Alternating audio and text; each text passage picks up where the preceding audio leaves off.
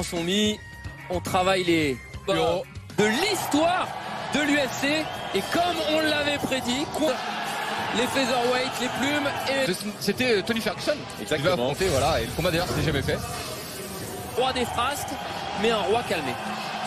Enfin, on va voir comment ça va être. Dolby et Colin Byrne qui ont avoué que pour la première fois ils ont mis un aujourd'hui pour un garçon aussi rejeté par l'école, il ne supporte 11, rendez-vous compte, ça fait 9 ans qu'il combat à l'UFC, ça fait 9 ans qu'il se frotte au meilleur. Il y a des combattants qui ont plus de... C'est indéniable. Hein.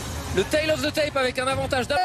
Event of the evening, this championship time, 5 rounds in the UFC lightweight. C'est important de diversifier son striking et il le colle contre la cage. Alors tout de suite on a vu un Conor, bien sûr le rêve guerre dès le début face à Conor McGregor. Et écoutez, allez, fameux coup d'épaule.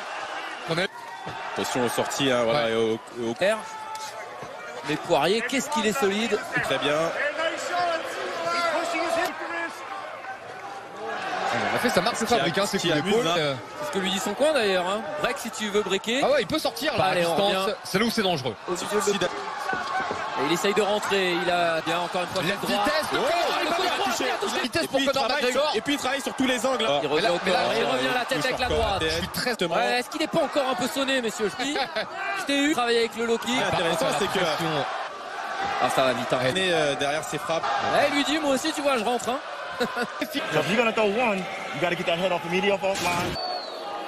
Le trademark, le coup d'épaule. Non, McGregor. Début de la deuxième reprise. Après, Dustin Poirier, il a. Alors, faut pas qu'il a. Conor McGregor. Il est dans la gestion.